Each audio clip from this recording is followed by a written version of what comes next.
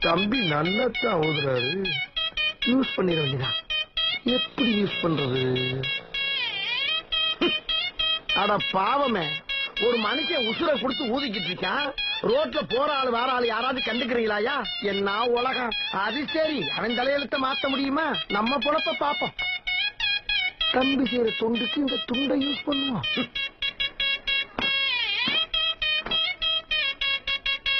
அலாட்ட ஆரம்பிக்கிட்டே விளையாட்ட ஆரம்பிட ஆரம்பி.